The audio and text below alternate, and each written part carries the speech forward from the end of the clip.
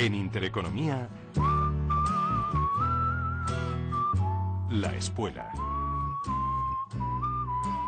La tertulia decana de la radio en España. Un programa comprometido con la verdad.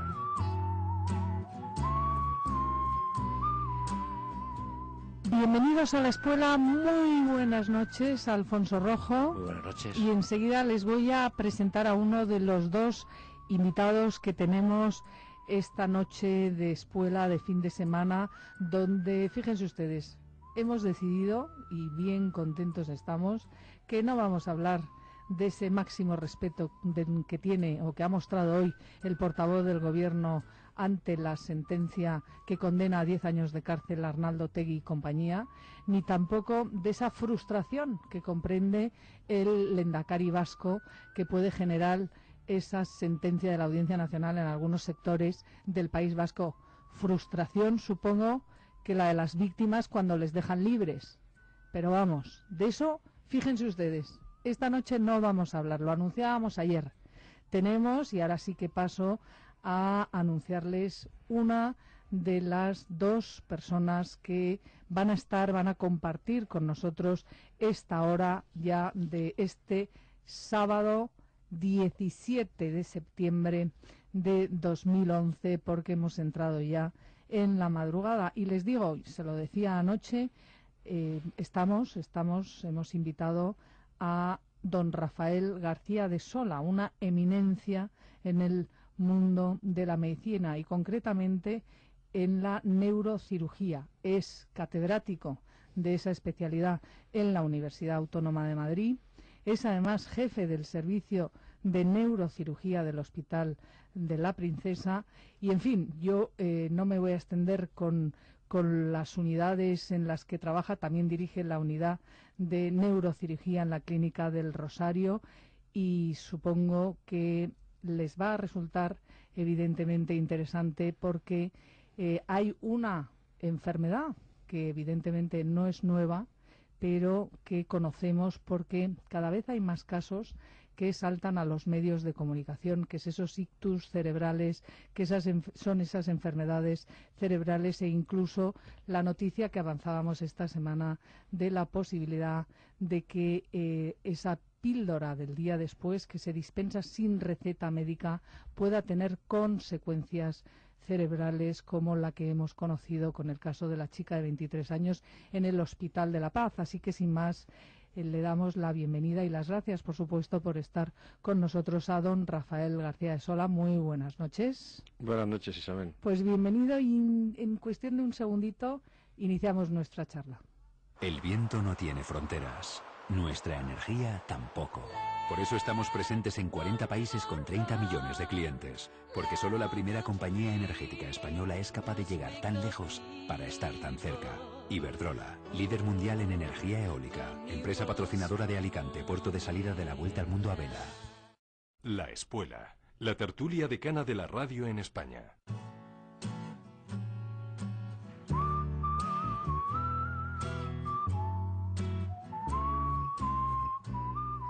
Pues lo primero es lo primero, don Rafael García de Sola.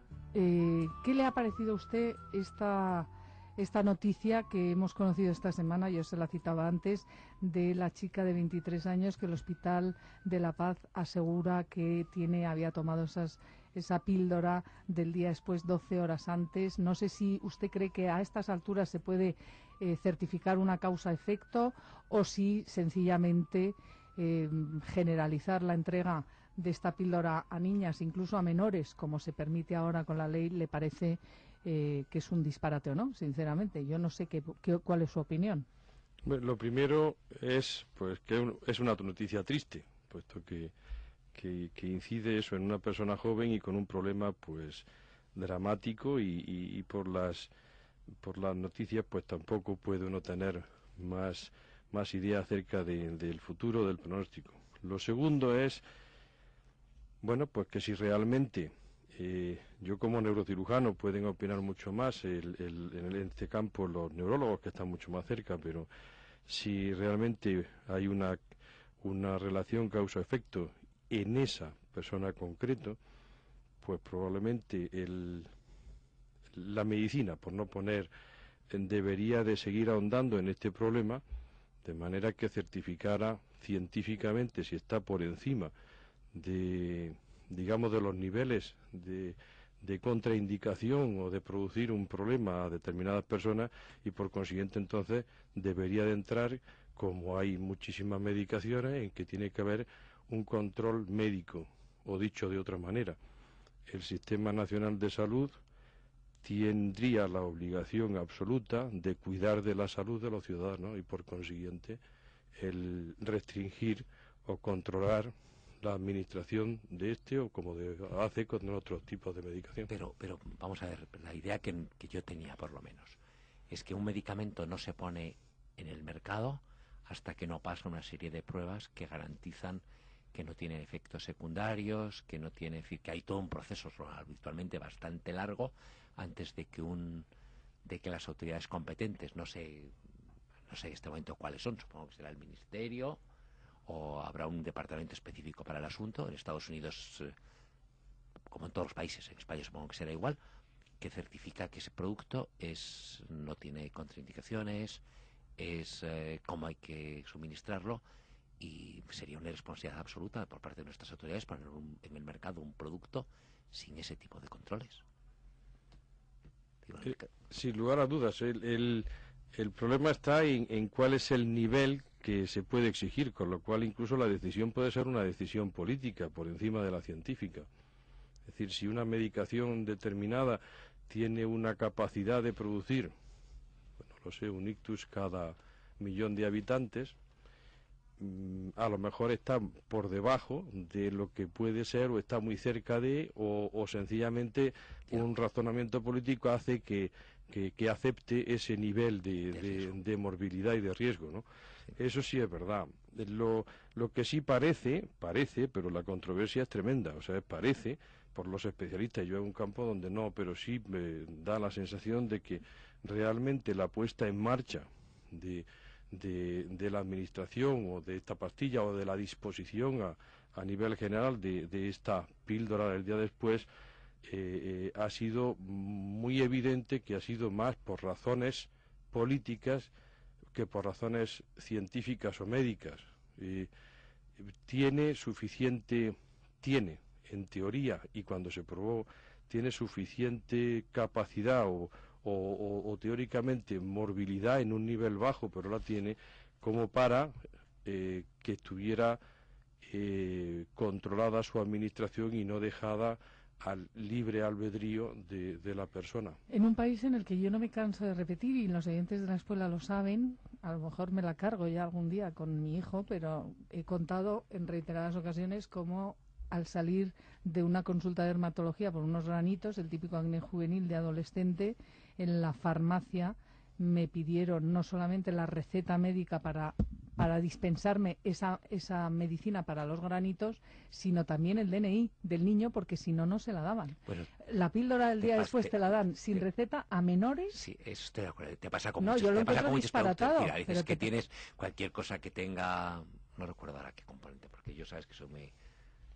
Como le tengo mucho miedo a estas cosas, no paso ni por la farmacia ni me acerco cerca de los hospitales, pero si muchas veces vas a solicitar productos que has consumido con regularidad en casa, si no tienes receta no hay En cualquier caso, doctor García de Sola, yo creo que como norma recomendable esto de que la gente compre medicinas sin ir al médico, medicinas que pueden tener consecuencias, casi todas tienen algún efecto, ¿no? Que se supone que tiene que haber una vigilancia por parte del Estado para que no se puedan dispensar las más peligrosas. Pero yo no sé si usted considera que en España se venden alegremente medicinas o no, o le parece que no, vamos, hasta las aspirinas, ¿no? Creo que tienen consecuencias. Siempre es complicado el decir, y no se puede ser tajante, pero es verdad que hay una determinada medicación, podríamos decir, depende de la educación, ¿no?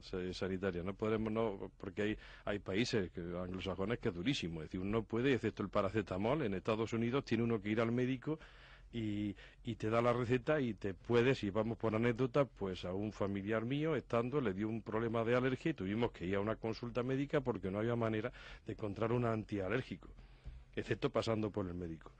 Eso, yo creo que esa exageración afortunadamente no existe en España y, por ejemplo, hay una red de farmacéutica que son titulados superiores y que tienen una capacidad de orientar a la persona que está detrás de ese mostrador, de una capacidad y una habilidad formidable. Entonces, perder ese recurso universitario, pues me parecía absurdo. Es decir, por un lado el Estado ofrece esa red, por otro lado tendría la educación del ciudadano. Bien, dicho esto, entonces probablemente hay escalas o hay medicamentos o diferentes para poner de verdad controles. No parece razonable que este tipo, como los anticonceptivos, no parece razonable que esté fuera de control médico. Eso ya se han establecido otras personas con muchísima más autoridad y del orden de ginecología, endocrinología, etcétera, de que esto, e incluso la red farmacéutica, de que esté al libre albedrío de personas que incluso están sometidas a una situación de estrés que hace que su propia capacidad de discernimiento pues esté por debajo de una situación normal. Entonces es suficientemente, yo creo que serio, como para a lo mejor, a propósito, como se dice en medicina, a propósito de un caso, pues volver a replantearse la posibilidad de cerrar esa administración absolutamente libre. También es verdad que, dicho esto, lo que sería razonable sería, pues digamos, no perder los nervios, seguir estudiando los problemas, acumular caso a caso y demostrar científicamente que es real, que hay una morbilidad por encima de lo que es tolerable en la libre dispensación de un medicamento. Y si esto fuera así, probablemente habría argumentos científicos, y no a propósito de un caso, para de verdad exigir responsabilidades al Estado si esa decisión se demostrara que ha sido política en vez de científica. Pero si a usted le preguntasen mañana, en un hipotético caso, mañana le preguntan, decir, ¿cuál es su opinión respecto al caso concreto de la píldora del día después? ¿Usted sería, como experto, partidario de establecer un sistema mucho más controlado, modificar el actual sistema de dispensación, hacerlo más estructurado, más... Yo creo que sin lugar a dudas. Aquí hay un aspecto que muchas veces que roza, que es otro problema, que es el aspecto, hablemos de moral o de costumbres, etcétera, que es mejor no entrar ahí. Pero quedémonos en la medicina. Es bastante probable, por eso hay que demostrarlo, pero es bastante probable que este tipo de medicación deba de ser controlado por la medicina. Por los médicos que saben y adaptándose a cada persona. Y entonces pues será algo más complicado, pero estamos en un país civilizado donde yo creo que entonces el ciudadano, en este caso la ciudadana, se encontrarían absolutamente protegidas por el Estado en cuanto a su necesidad en un momento determinado de tomar esa medicación, si están de acuerdo. No nos metamos habrá personas que bajo ningún concepto puedan decir que sí o que no, pero estamos en un Estado laico y lo que sí es verdad es que el Estado es razonable que sea laico, pero que pueda ser no científico ya es más grave. Claro, y sobre todo por las consecuencias. Pero vamos también a lo que es su especialidad, porque le hemos abordado aquí por cuestiones que a nosotros evidentemente nos ocupan, nos preocupan y nos interesan. Y yo quería, usted va a presentar el martes en la Fundación Rafael del Pino un estudio que pone encima de la mesa que España en cuestiones de, no sé, lo voy a decir así en plan muy divulgativo, vamos, como Frankenstein, que abrir la cabeza y hacer todo tipo de conocimiento sobre el cerebro, operar y salvar vidas, cosas no sé, con enfermedades que hasta hace muy poco eran prácticamente intratables en el cerebro, ¿no? Porque utilizan desde cámaras hasta GPS. Esto no hay que irse a Estados Unidos, esto lo tenemos aquí en España y según tengo entendido, claro, estamos, como decía yo al principio del programa, ante una eminencia en cuestiones de este destripamiento cerebral. Permítame que sea tampoco médica. Sería desneuramiento. O desneuramiento cerebral. Claro, porque aquí los ciudadanos de a pie, lo que sí que vemos, actrices, gente conocida, que incluso gente no conocida. Yo tengo un caso personal muy impresionante también de una persona joven y que se está recuperando y que le han llegado a destapar parte del cerebro, lo siento, Alfonso, y no daban un duro por ella y está, vamos, reviviendo una cosa increíble. Esto pasa en España, claro, y estamos con una de las personas que mejor conoce esto. ¿Qué pretenden con este libro? ¿Qué es lo que van a dar a conocer?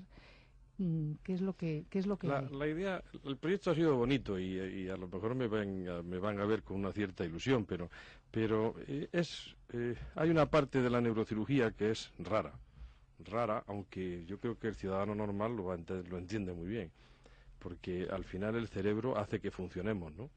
Y si funciona bien el cerebro, el resto de la persona va. Pues hay una parte que se llama neurocirugía funcional, o sea, hay el neurocirujano, o sea, con la tecnología que tenemos, tiene una capacidad de modificar el software del cerebro, es decir, hacer que funcione de otra manera. Eso utilizado en plan nazi, no nos metamos por ahí, no es. Eso les ha dado a ustedes en una etapa de la historia una sombra extraña, viniendo de pero ha sido no, esos no son ni médicos. No, lo que pasa es al revés. Es decir, hay enfermedades, por ejemplo el dolor, por ejemplo el Parkinson, por ejemplo la epilepsia o por ejemplo los trastornos psicóticos, donde en un momento determinado esas personas pierden un grupo de neuronas y entonces se altera la función. Por ejemplo, en vez de estar tranquilos se excitan. Y por ejemplo el parkinsoniano empieza a temblar, porque ha perdido neuronas que inhibían esos centros que temblaban. Entonces el neurocirujano puede, y de hecho lo hace, colocar un electrodo en un núcleo que es el que tiembla, por decirlo de alguna manera, y pasándole descargas eléctricas suaves a esas neuronas no las mata, pero esas neuronas dejan de trabajar y el enfermo deja de temblar. Resultado, que aunque no se le cure el Parkinson, esa persona tiene una calidad de vida formidable porque ya puede comer, se puede arreglar, etcétera. Es decir, se puede modificar la función ya la alterada para hacer que la persona sea más normal. Esa es la idea. Pues nosotros lo que hacemos ahora es una descarga pequeñita de publicidad. Sí. IcoDirecto es el empujón que necesita tu negocio. En cada oficina BBVA tienes un gestor especializado a tu disposición para ayudarte a conseguir tu préstamo IcoDirecto de hasta 200.000 euros. Solicítalo en icodirecto.es y tramítalo en cualquier oficina BBVA. ICO y BBVA más cerca de ti que nunca. Adelante. La Espuela, la tertulia decana de la radio en España.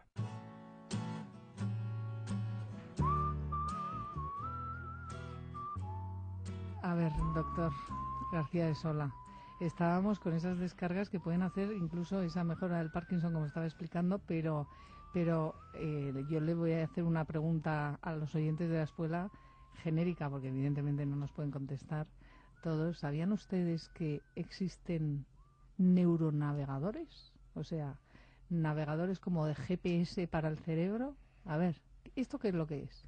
Es una palabra además poética con mucho impacto y que realmente ha sido exitosa, pero que la situación real es para llegar a esas zonas, digamos que hay que cambiar su comportamiento, esos núcleos que están además muy profundos, por ejemplo, y para poner un electrodo, claro, necesitamos algo que nos oriente y que nos vaya llevando por donde debemos hasta llegar. Y esos son esos sistemas muy complejos, que no da tiempo a explicarlo, pero que hacen que se pueda llevar un electrodo o la mano del cirujano.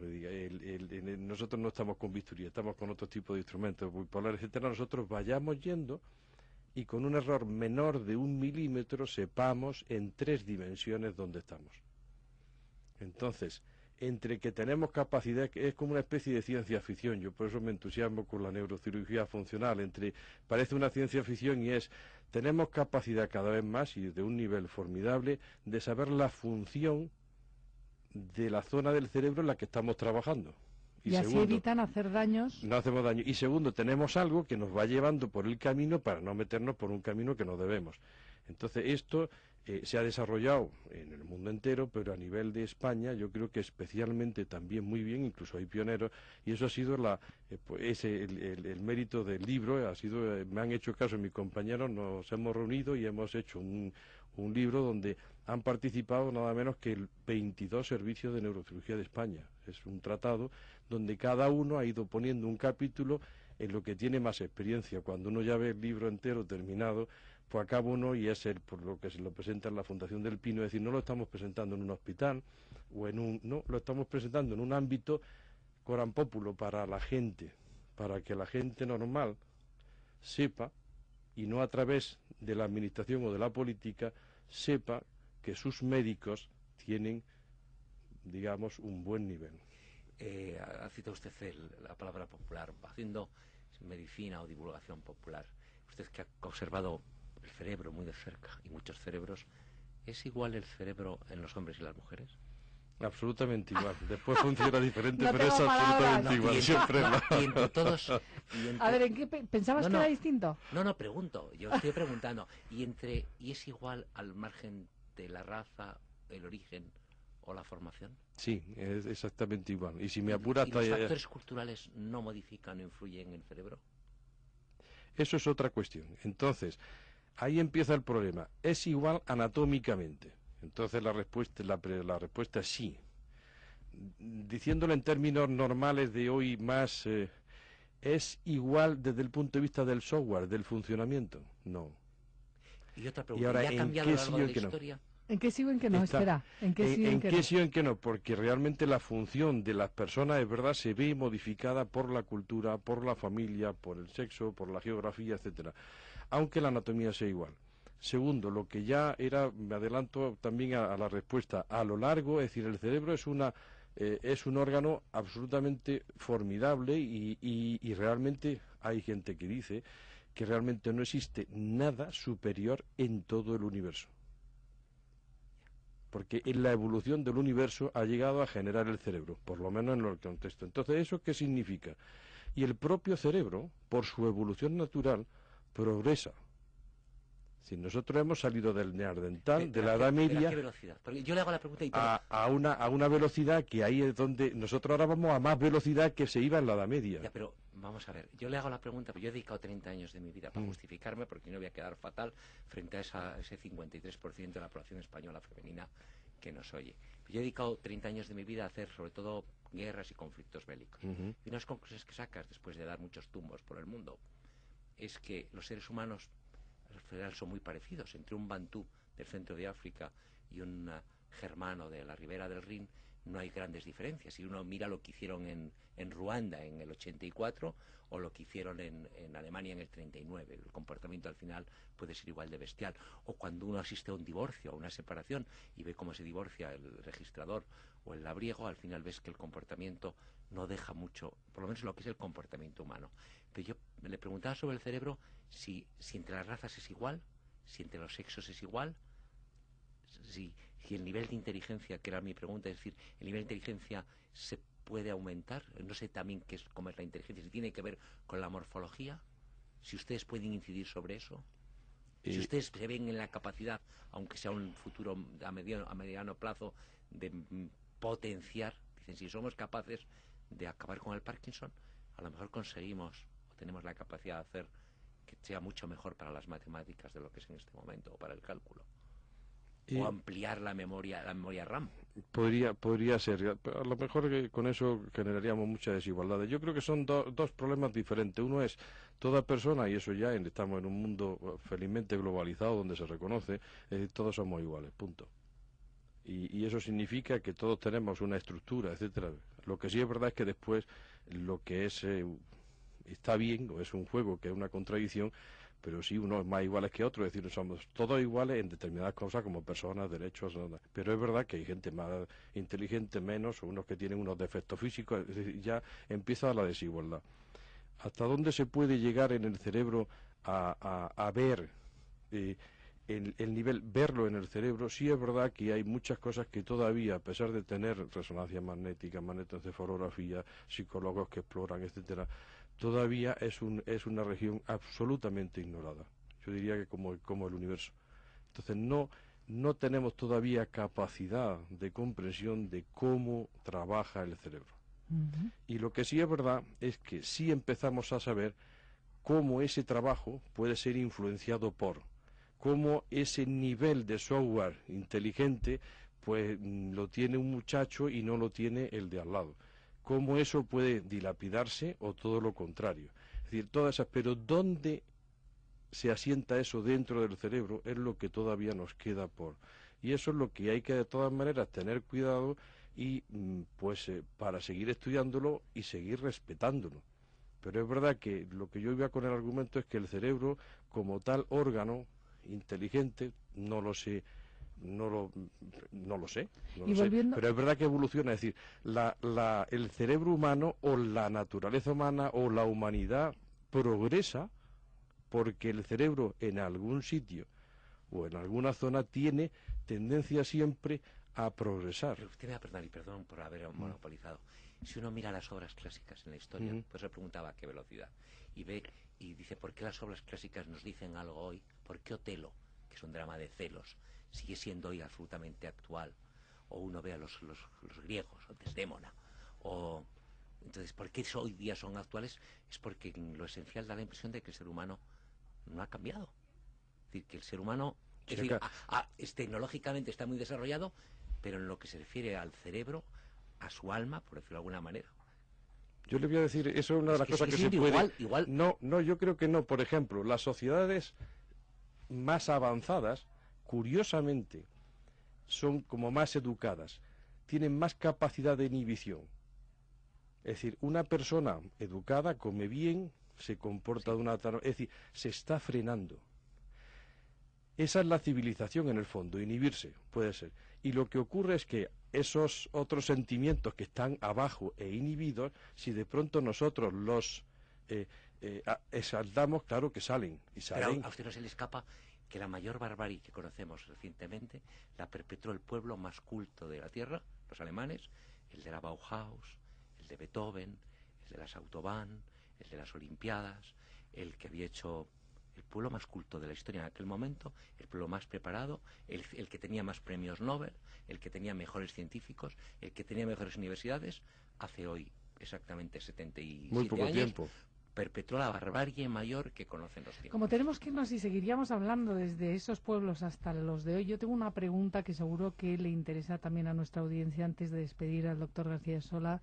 Me censuran, como se ha dado cuenta. No, es la publicidad y tenemos otro invitado, Alfonso, el tiempo es limitado, discúlpame. No solamente una cuestión, por lo que leemos también en los medios de comunicación, más casera, ¿no?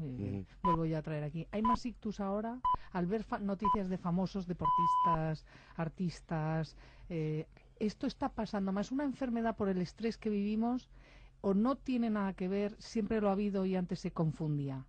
Yo creo que más bien está en lo segundo. No hay ninguna, hay más estrés y hay una serie de cosas. Puede haber medicación que puede influir y la estamos dando incluso a pesar de esos riesgos. Pero yo creo que este impacto sobre el ictus está produciéndose afortunadamente y sobre todo en Madrid, porque en Madrid hay una red de servicios de neurología y que neurocirugía también está trabajando en ella, y en La Paz es uno de esos hospitales, en La Princesa es otro, donde hay establecido una cosa que se llama código ictus, que es una situación grandiosa, no la sabe el ciudadano. Entonces, de manera que desde el SAMUR, o sea, desde que una persona tiene un problema cerebral, de ese ataque cerebral que significa el ictus, se intenta, y cada vez se está bajando más el tiempo, en que en horas tenga ya el enfermo, por debajo de 3 y 4 horas, haya llegado al hospital, se le haya hecho un diagnóstico de resonancia, TAC, etcétera, y empieza a ser tratado. O sea que estamos muy bien, mejor. Entonces, estamos muy bien en Madrid, gracias a la neurología. Entonces, ¿qué ocurre? Que todo esto, aparentemente hay más ictus, y no, es que lo que pasa es que el sistema, desde el principio en la casa, se está generando un diagnóstico precoz. Pues doctor García de Sola, de verdad muy interesante, fíjense esta oportunidad de salir de esta escuela absolutamente siempre tan política. Realmente, Bueno, y acuérdese, enhorabuena. acuérdese de nosotros si nos da uno de esos. Le llamaremos, ojalá que no. Que no deje el No, los teléfono. médicos siempre como amigos, nunca para Sí, tener sí, que sí. llamarles. Yo la Sí, verdad el teléfono. es que encantada, personal. no, yo Para comprendo. consejos, para y consejos, desde para luego, tratarnos. y desde luego le damos las gracias por ese trabajo Es que que hacen. conocemos dos casos. Tengo que decir, Conocemos dos casos sí, uno recientes. trabajando Uno trabajando con conmigo en nosotros. Canal Now, sí, Sí, sí. pero y además que se cogió muy a tiempo, fíjese, Sí, sí. doctor. Pero una Estamos- cosa sí voy a contar y cerramos porque nos hemos pasado todos los tiempos posibles, que nada más entrar en este edificio de Intereconomía, una de las personas que estaba abajo en conserjería, en seguridad, le ha saludado, casi se le tira al cuello, doctor García de Sola. Iba a decir yo, dejen pasar. No, ¿cómo dejo pasar? Bienvenido, doctor García de Sola. Le había operado y me dice que sepas, Isabel, que otra persona, que no voy a dar el nombre, de la planta 10ª, también le va a ver y le va a tratar el doctor García de Sola. Así va el doctor García de Sola, que ha estado con nosotros esta noche aquí en la escuela. Muchas gracias de nuevo. Muchas gracias, Isabel, por la amabilidad.